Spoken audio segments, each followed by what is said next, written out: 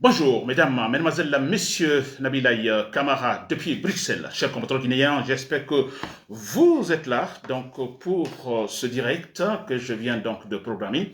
Alors, donc, il est question, c'est bien sûr sur la Guinée, il est question de deux éléments dans ce thème d'analyse pour ce dimanche 16 mai 2026, chers compatriotes guinéens. Alors, vous pouvez vous le rappeler, je suis opposant, donc il fait partie de l'opposition. Nous sommes contre cette façon de diriger la politique comme ça se passe actuellement avec Mamadi Doumbouya, la junte militaire qui nous a menti, qui a trahi tous les Guinéens après avoir renversé Alpha Condé. N'est-ce pas? Alors, sa politique, effectivement, vous le savez, tout sauf la démocratie, tout sauf les principes démocratiques. Il est question donc d'instaurer, encore une fois, la dictature en Guinée. C'est inacceptable. Donc, ma lutte se situe là, chers compatriotes guinéens. Alors, j'ai ce thème d'information pour ce dimanche matin. Donc, il est question de deux éléments. Premier élément, je vais parler de Dansa Kourouma. Alors, nous connaissons Dansa Kourouma. Je dis Dansa Kourouma, l'hypocrite en campagne, disons, législative. Leur fameuse campagne législative, vous avez suivi les vidéos qui passent, ils sont actuellement en campagne. Et Dansa Kourouma a fait un discours dans ce sens. Et là, je vais l'attaquer. N'est-ce pas? Ensuite, deuxième élément, je vais parler de la France de Macron. Il faut toujours préciser la France de Emmanuel Macron et sa politique hypocrite. Oui, je vais parler de cela parce que j'ai entendu, après que Mamadi Doumbouya a rencontré Emmanuel Macron au Kenya. Alors, j'ai entendu des fameuses analyses, coopération avec la France. Écoutez, s'il y a eu donc des démêlés avec la France après donc le nom de Sékou Touré ou de la Guinée à De Gaulle. Alors certains se disent non, écoutez, voir Mamadi Doumbouya avec Macron aujourd'hui, écoutez, c'est une trahison. Non, il faut se camper sur la coopération. L'essentiel, c'est que nous gagnons. Alors que ce soit maintenant la France de quoi là, je ne sais pas. Non, oubliez tout cela. Écoutez, je vais parler également de cela, chers compatriotes guinéens. Alors j'espère que vous êtes là, Nabil Kamara, depuis Bruxelles. Très bien. Le premier élément. Alors, je vais parler donc de Dansa Kourouma. Dansa Kourouma, nous connaissons ce monsieur, c'est un hypocrite, un lâche. Si la Guinée est en retard, ça court des individus pareils. Ils sont nombreux. Malheureusement, ils sont très nombreux. N'est-ce pas? Des gens qui n'ont aucun principe, des gens qui cherchent leur intérêt, n'est-ce pas? Alors, tout simplement, disons, des orgueilleux, alors qui, en fait, ne défendent nullement, disons, les intérêts des Guinéens. N'est-ce pas? Alors, pendant sa campagne législative, la fameuse campagne législative que nous ne connaissons pas, nous ne reconnaissons pas Mamadi Doumbouya, ni son pouvoir, non, ni ses prérogatives, c'est pas président ou non, et ni, voilà, campagne ou élection législative ou des députés, nous ne reconnaissons absolument rien. Nous, ce que nous savons, Mamadi Doumbouya doit dégager. Il faut une nouvelle équipe, disons, rationnelle, que ce soit des militaires ou des civils, mais de toute façon, alors un pouvoir rationnel qui soit capable effectivement de relancer significativement notre processus démocratique. N'est-ce pas? Très bien. Alors, Dansa Kourouma, qu'est-ce qu'il dit Dansa Kourouma? Alors, je l'ai écouté, s'il vous plaît, je crois que la vidéo circule sur les réseaux sociaux. Dansa Kourouma parle, disons, comme il est en campagne, alors il présente son équipe, donc il possèdent les meilleurs candidats pour la députation, les meilleurs candidats pour, disons, la future assemblée guinéenne, n'est-ce pas? Et là, quand il parle des meilleurs candidats, il dit, par exemple, dans nos candidats, ce sont des grands, écoutez, hein, il ajoute toujours, disons, l'adjectif grand, n'est-ce pas? Ce sont des grands juristes, ce sont des grands professeurs, ce sont des grands médecins, n'est-ce pas? Et dire, en fait, toute la catégorie sociale, n'est-ce pas? Et ce sont des députés compétents. Dansa Kourouma qui parle. N'est-ce pas? Vous avez vu ça? Grand médecin, grand juriste, etc., etc. C'est le discours des fanfarons, des frimeurs, des malhonnêtes. Tout est grand, tout est grand. Ça signifie que lui, il est grand aussi. Mais si autour de lui tout est grand, alors ça veut dire que lui-même, il est grand aussi. C'est cela, des fanfarons comme ça, qui retardent la Guinée. N'est-ce pas? Pourtant, il est jeune, mais c'est quand même incroyable. Très bien. Alors, dans cette partie, donc il présente sa candidature, il dit nous sommes les meilleurs, il parle même de la reconduction, c'est-à-dire ce sont les mêmes, donc ils étaient là depuis, alors sûrement qui ont élaboré la charte de la transition, qui ont élaboré leur fameuse constitution. Il dit qu'ils sont en fait pleins donc d'expérience, c'est des gens de beaucoup d'expérience qui maîtrisent les rouages législatifs, n'est-ce pas? C'est cela il dit. Donc les mêmes en fait, alors très bien. Et là, qu'est-ce qu'il dit? Alors, il dit, bon, écoutez, s'ils sont élus, ils sont là comme députés, alors c'est très clair. Alors, ils feront comme ils l'ont toujours fait. Vous comprenez? Comme ils l'ont toujours fait. Par exemple, ils vont essayer de mettre en place, continuer à mettre en place dans sa Nkrumah qui parle, hein, il dit, ils vont continuer à mettre en place des institutions solides et robustes qui ne résistent pas au temps et à la tentation des hommes. Dans sa Nkrumah qui nous parle des institutions solides qui ne résistent pas au temps et à la tentation des hommes. Vous comprenez cela? Dans sa Nkrumah, c'est vous qui avez élaboré la charte de la transition. L'avez-vous respectée? Avez-vous résisté au temps et à la tentation de Mamadi Doumbouya? Oh, ce n'est pas loin dans sa Nkrumah, ce n'est pas loin. Vous parlez de votre équipe, la meilleure équipe, composée des gens qui maîtrisent des rouages législatifs, des médecins, des juristes, des grands professeurs, etc., etc. Vous avez élaboré la charte de la transition, n'est-ce pas? Et pourquoi ne l'avez-vous pas appliquée? C'est-à-dire élaborer, mettre en place une institution, n'est-ce pas, ou des institutions qui résistent au temps, robustes, qui résistent au temps et à la tentation des hommes. L'avez-vous appliquée, l'avez-vous respectée dans sa Nkrumah? C'est quand même incroyable, c'est vrai.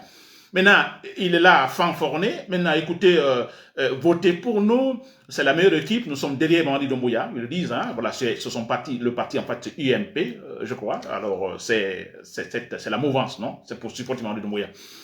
N'est-ce pas? Dans sa Nkrumah. Maintenant, ils sont en train de nous dire, si vous arrivez à élire ces députés compétents, alors ils vont continuer à, effectivement, disons, renforcer les institutions, ou bien, de toute façon, donner ou booster les institutions de la République, qui vont résister au temps et à la tentation des hommes. La charte de la transition n'a pas résisté à la tentation de Mamadi Doumbouya. La constitution que vous avez élaborée tout récemment, est-elle respectée? On a des gens qui sont kidnappés, des journalistes sont kidnappés par-ci, par-là, des gens sont tués, la justice ne dit absolument rien. Où sont ces institutions que vous appelez robustes, qui résistent à la tentation dans sa Nkrumah? Très bien. Alors, dans sa Nkrumah, on parle aussi des députés compétents. Et nous présenterons, vous voyez, la recette que nous allons présenter, ce sont des députés compétents. Mais c'est quoi député compétent dans sa Nkrumah? Ça, franchement, parce que la Guinée, depuis toujours, hein, n'est-ce pas, on fait tous de très bonnes lois. Le problème n'est pas de faire une bonne constitution, mais c'est le respect quand même, non? Alors, on parle des députés compétents. C'est vrai, on a des Guinéens, beaucoup sont des docteurs, ne sais pas, partout, n'est-ce pas? Ce sont des juristes, ce sont des professeurs compétents, agrégés, ne sais pas, tout ça. Et qui étaient donc dans l'Assemblée. Et tout récemment, avec disons, le CNT, le Conseil national de la transition, dans sa Nkrumah, c'est aussi composé de pas mal de juristes et beaucoup de gens, ainsi de suite. Hein, dans sa Nkrumah. Le problème, c'est au niveau de la compétence. Alors, député compétent, ça veut dire quoi dans sa Nkrumah? C'est que moi, je sais, un député compétent, d'accord, il est très important d'insister sur la qualité, n'est-ce pas, des personnes, des députés qui maîtrisent, comme je viens de le lire, des rouages législatifs. D'accord, mais je dirais que c'est peu important. N'est-ce pas? C'est peu important que le député soit un juriste, n'est-ce pas? Ou un grand médecin. Je crois que le problème n'est pas là. Parce que la mission principale d'un député compétent, mission principale, d'abord, la première des choses, il doit voter les lois. Les députés votent des lois. Vous votez des lois. Donc, c'est important quelque part que le député, il maîtrise quelques notions principales, je dirais cruciales même, disons, dans le domaine législatif. D'accord. Mais ce n'est pas tout. Ce n'est pas tout. Vous pouvez ne pas maîtriser tout ça parce que vous votez des lois. Et quand vous votez des lois, avant de voter une loi, il y a bien sûr un débat autour également du thème. Par exemple, je prends le thème de l'excision. L'excision. N'est-ce pas? Les députés, par exemple, se réunissent autour de la table avant d'aller voter. Alors, le groupe se réunit. Écoutez, nous allons voter des lois contre l'excision. Les explications sont données, même si vous êtes illettré et tant, les explications sont là. Vous savez que l'excision, les conséquences négatives de l'excision, vous le savez. Vous n'avez pas besoin d'être universitaire. N'est-ce pas? Et tout est là. Pourquoi il faut l'interdire? Et pourquoi ceci? Et pourquoi cela? Vous le savez. Et finalement, vous allez et vous votez. N'est-ce pas? Alors, la compétence ici, c'est de voter. Première compétence ou la première mission, c'est de voter les lois. Ensuite, il est question de contrôler le gouvernement. N'est-ce pas? Il est question de contrôler le gouvernement. Là, on n'a pas besoin, en fait, parce que vous devez maîtriser les rouages législatifs. Non, vous devez être juriste, vous devez être grand médecin, je ne sais pas quoi d'autre, ou grand professeur. Non, il est question de contrôler le gouvernement. N'est-ce pas?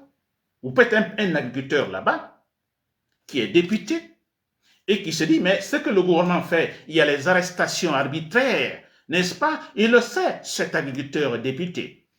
Alors il va dire, bah, écoutez, monsieur, le gouvernement ne peut pas continuer à faire cela. Il fait des critiques. Et vous invitez par exemple le Premier ministre à l'Assemblée nationale ou le ministre compétent, disons de la sécurité, et vous faites des critiques. Deuxième mission, première mission, vous avez compris, il faut voter les lois. Deuxième mission, il faut contrôler le gouvernement. Et troisième mission, c'est quoi? Il faut défendre les intérêts des citoyens. Défendre les intérêts des citoyens. Tout le monde peut le faire. On n'a pas besoin d'être professeur.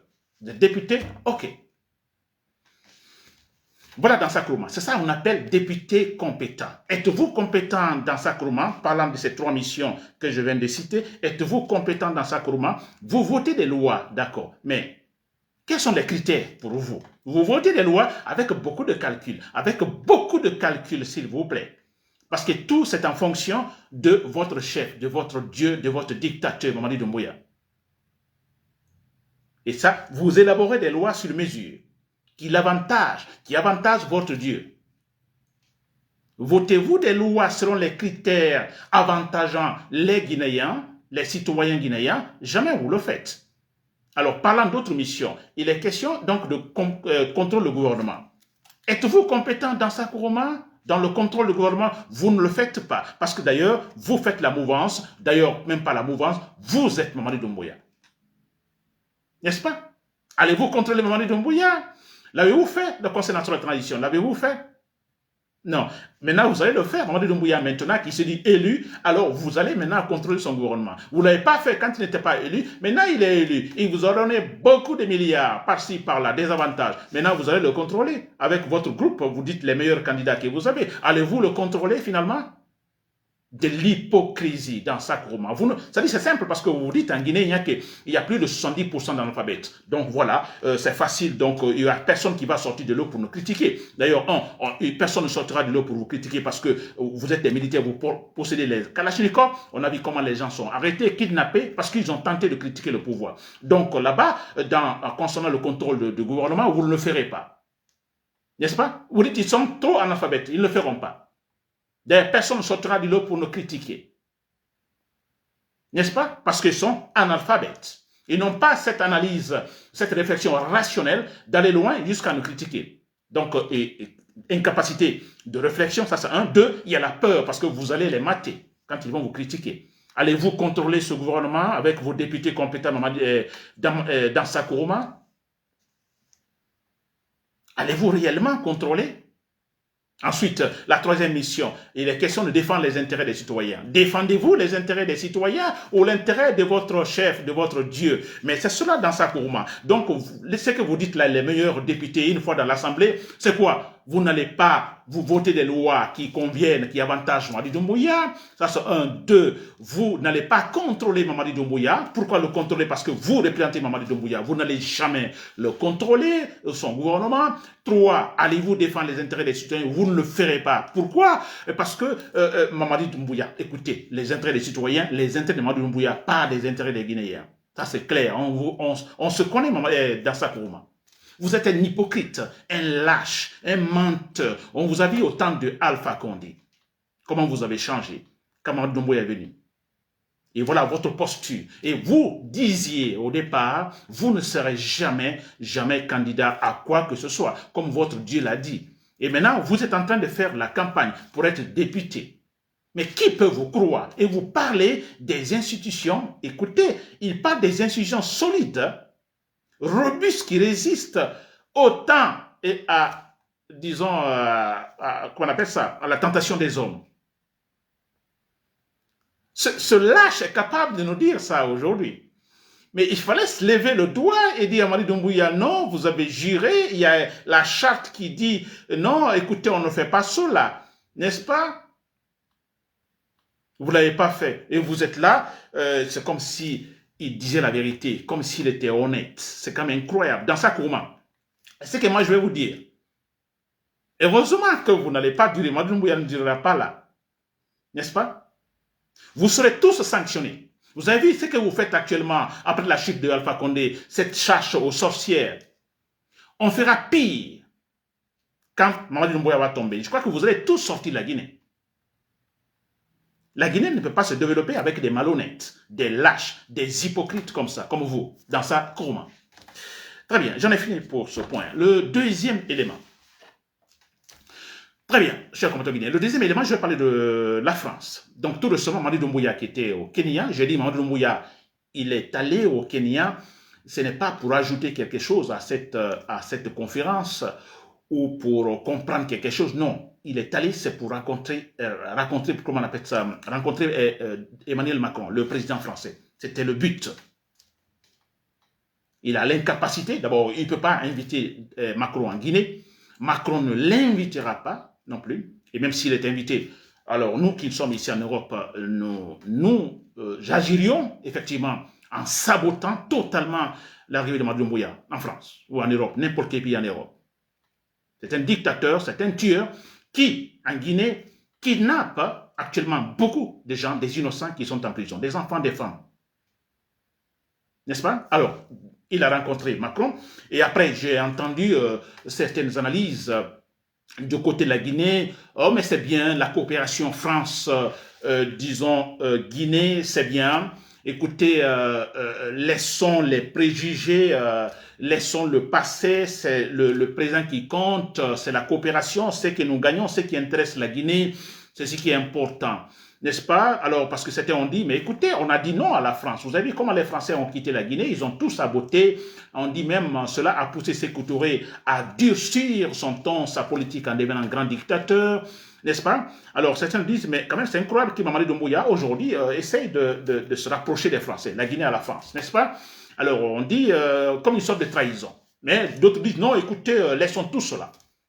N'est-ce pas? Alors, moi, je pense que nous nous trompons toujours, cher compatriotes guinéens. La France, je dis la France d'Emmanuel Macron.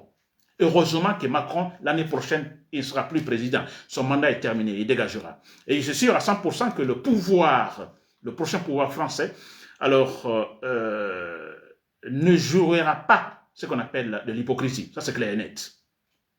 N'est-ce pas? Très bien. Alors, concernant la France, moi, j'ai dit qu'on ne se trompe pas. Sékou Touré est un dictateur, nous sommes opposés à Sékou Touré, moi je suis opposé à Sékou Touré à tout moment. C'est vrai. Alors, c'est vrai que, écoutez, on ne dira pas, en tenant compte du passé négatif, qu'il ne faut pas coopérer avec tel pays, et ainsi de suite. Mais tout dépend, disons, du comportement politique actuel donc, de la France, par exemple. La France joue de l'hypocrisie. Les Français ne peuvent aider aucun pays à se développer. Coopération avec la France et penser avoir 50-50, 50%, 50%, ce n'est pas vrai. Regardez les pays anglophones avec l'Angleterre. La politique efficace avec l'Angleterre. Vous avez 50-50, 50-50.